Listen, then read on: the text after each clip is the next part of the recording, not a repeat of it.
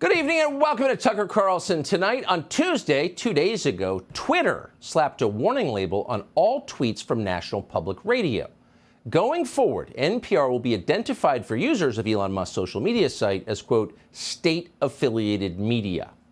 That is the same category as Russia Today or China Central Television. It means that NPR is not that different from the Tehran Times, with the exception, of course, being less accurate and more anti-American. So that happened on Tuesday. Why are we telling you about it? With all the momentous changes underway around the world, why would we open a show with a story about Twitter recategorizing NPR as state media? Well, because it's true. That's the reason. Finally, thankfully, somebody in authority has told the truth about something, and that is thrilling to see on its own terms.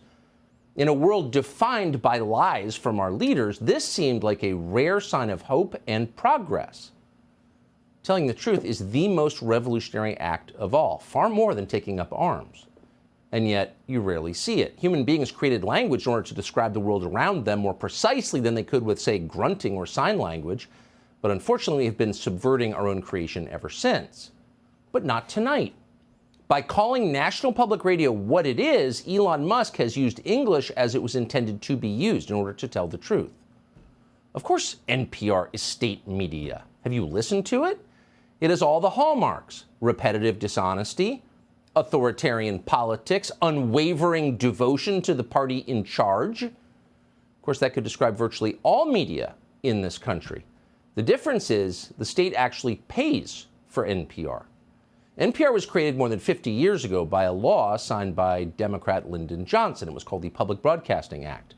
And from its very first day, NPR was wholly dependent on tax dollars in order to exist. And it still is. Federal funding is essential to NPR, explains NPR's own website. So there's no factual debate about that fact, but there is a great deal of lying about it. Every year, NPR lobbyists head to Capitol Hill to demand more tax dollars. Democracy can't exist without us, they screech, while simultaneously at the very same time telling you at high volume that NPR takes virtually no tax money. So we don't need federal subsidies, don't even want them really, but you have to increase them. That is NPR's line, and has been for decades under the political leadership of both parties. And it's essentially unchallenged by anyone. It just stays. Wars and recessions come and go, but NPR funding remains. But after more than half a century, it is very clear that there is nothing public about National Public Radio. NPR is the radio station of permanent Washington. That's who pays for it. That's who benefits from it. By adding 3 simple words to NPR's tweets, Elon Musk exposed that forever to the world. Such is the power of truth. It exposes, and of course, it infuriates those who are exposed. So NPR howled in outrage, but with its signature pursed-lipped fussiness. Here's a direct quote from a piece on NPR's website, which really does belong in the Museum of Uptight Liberalism. Quote, NPR officials have asked Twitter to remove the label. They initially assumed it was applied by mistake, NPR spokesperson Isabel Lara said. We were not warned. It happened quite suddenly last night, Lara said. In response to an NPR email for the story seeking comment and requesting details about what in particular might have led to the new designation, Twitter's press account auto-replied with a poop emoji. Well, it's just so perfect you couldn't improve it. Hey, Twitter, stop calling us what we are. Okay, NPR, here's a scat cartoon. So you can forget the rockets and the electric cars. Elon Musk is a hero for this alone. But NPR wasn't finished. It still had fight. National Public Radio was so angry, so enraged to be called state media, that its supporters enlisted the help of the regime's top spokeswoman to claim otherwise. Stop calling it propaganda, said the propagandist. Again, it's an irony-free zone and just too great. Watch this. There's no doubt of the independence of NPR's journalists, and it has been. If you've ever been on the receiving end of their questions, you know this. You know that they have their independence in journalism. NPR journalists work diligently to hold public officials accountable and inform the American people. The hard-hitting independence nature of their coverage speaks for itself, and so I'll leave it there. That is so Baghdad Bob. It's unbelievable. Here she is reading a press release for NPR that tells us they're famous for hard-hitting independence, which speaks for itself. Really? How many tough questions have they asked you, Karine Jean-Pierre? Not a single one. They're fluffing her every day. She's so smart.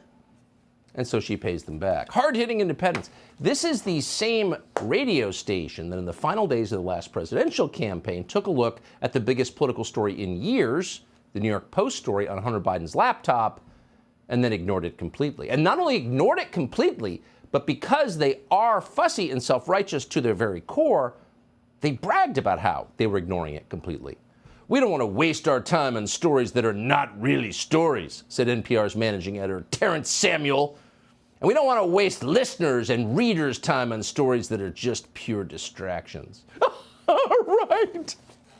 2 weeks before our presidential campaign, we find out that the Democratic candidate has been taking money from a foreign adversary, but that's just a distraction. So whatever happened to Terrence Samuel? What did he get in return for helping Joe Biden become president at the state-affiliated media network he serves? Well, Terrence Samuel has since been promoted to NPR's executive editor, but he still has time to spare because it's not that hard to put Morning's Edition on the air. So you know what he does in his spare time? Terrence Samuel hosts seminars on, we're quoting, disinformation and democracy at something called American University. And no, we're not making any of this up. Nor are we fabricating NPR's report from just last month that informed us male athletes have no inherent performance advantages over female athletes. None at all. That is a fact, ladies and gentlemen. Men and women are physically the same size. They have the same muscle mass. There is no difference whatsoever in their bone structure. We checked with experts. So, as you know, NPR is famous for its widely respected science coverage. But that's not the only reason that NPR is now the go-to news source for unhappy female attorneys over 50. No, there's more to it than that. They're the lifestyle pieces, the features, as they used to say in the newspaper business. Here's a piece, for example, on how one African-American Barbie doll, ahead of its time in the toy industry, changed the life of a Latinx girl forever. I remember this one Christmas, my cousin's father gifted us all Barbies. And when everyone was unwrapping, you know, the excitement, el papel, the paper, and I opened up the Barbie and my Barbie was black, you know? And everyone kind of like looked at my Barbie and I looked at their Barbies and I could kind of like identify to their Barbies too. And I wasn't this kind of like as melanated as this Barbie. And I was like, oh my gosh, I am different.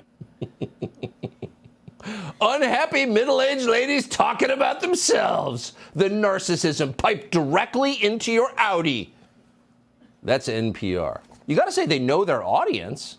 They don't only serve their audience, they put their audience on the air. So it's kind of a continuous loop, the snake eating its own tail. So you probably shouldn't be too surprised that with an audience like its desperately unhappy, barren personal life audience, that NPR is all in on the question of romance novels. Watch. I'm like really big in the sci-fi ones. One of the books was a gay couple and one of them was a Kraken. And I didn't want that to unlock something in me. Unfortunately, it did.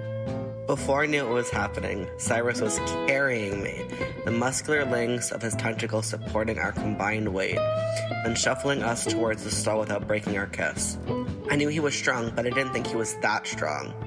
You like that, Rollins? He asked, as his tentacles slammed the door to the shower stall open and we stumbled inside. Well, so it's tentacle porn. Okay, yeah, I mean, technically it is tentacle porn, which is its own subgenre, and we're not going to pollute your mind by telling you any more about it than that. But what it really is narcissism. Because here you have an upper-income Oberlin graduate talking about, what would he be talking about? Well, himself, of course, because that's what NPR listeners want to hear about themselves. And that's the real journalism, the hard-hitting independent journalism Karine Jean-Pierre was touting from the White House briefing room. And NPR didn't just start doing it after they got Joe Biden elected. They've been doing it for generations. Their health coverage in particular stands out. Any news organization can run a piece on how to be more healthy, but only NPR dared to affirm the snack habits of its listeners by telling you, yeah, go ahead and be fat. Here's an anti-diet dietitian.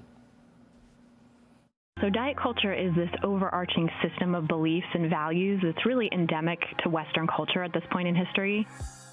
Christy Harrison is an anti-diet registered dietitian with a master's in public health.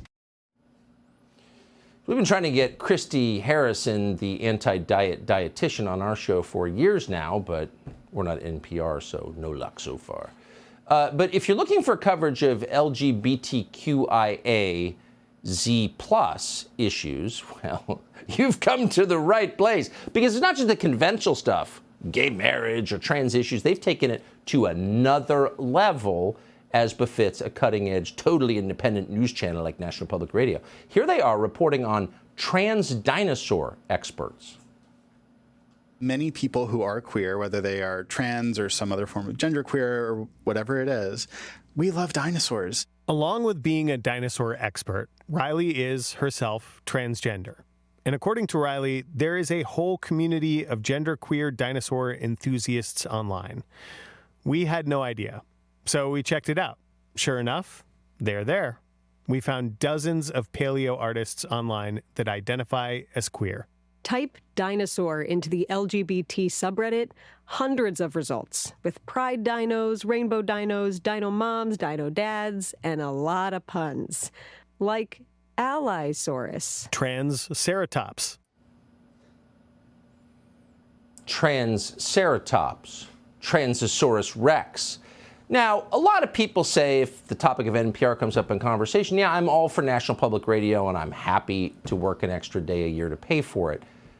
But I'm not a trans dinosaur. I'm not. So what's in it for me as a non-trans dinosaur? That seems a little niche. And that's a common misperception about National Public Radio. As long as you're talking about yourself and doing so in a self-satisfied, completely out-of-touch way, NPR is the station for you. In other words, they're interested in all forms of diversity. Back in 2021, NPR discovered a trendy new television show. Why'd they like it? Well, here's why. Well, Kumari, what TV show were you binging this year? I was watching We Are Lady Parts. It's a musical comedy about a punk band in London that is made up of all Muslim women. What are you watching? That's the hard-hitting news coverage that makes the difference between democracy and tyranny. What are you watching? Self-satisfied, fussy people with nose piercings talking about what they're watching inside their tiny little apartments in Brooklyn. Well, I'm watching a musical, an all-Muslim trans musical, a punk band. It's great. So that's NPR in 2023. And the truth is, NPR's always been kind of awful, kind of unbearable, kind of cringy, as they say. But now, you can't even listen to it because the people who work there are deranged. They're ideologues. And ideologues, of course, in the end, go crazy and start attacking each other. The revolution inevitably eats its own. And we're seeing that on display now and, frankly, kind of enjoying it. So after NPR laid off 10% of its staff recently, one NPR show called Louder Than a Riot, Louder Than a Riot, they love riots at NPR, tweeted this, and we're quoting. The hardest part is that our SZN, if you're not Hungarian, you probably know what that means. We certainly don't. Our SZN is about misgenre queer trans black women face in hip-hop. Yet within NPR, the majority impacted in these layoffs were queer POC staff and programs. In other words, racist!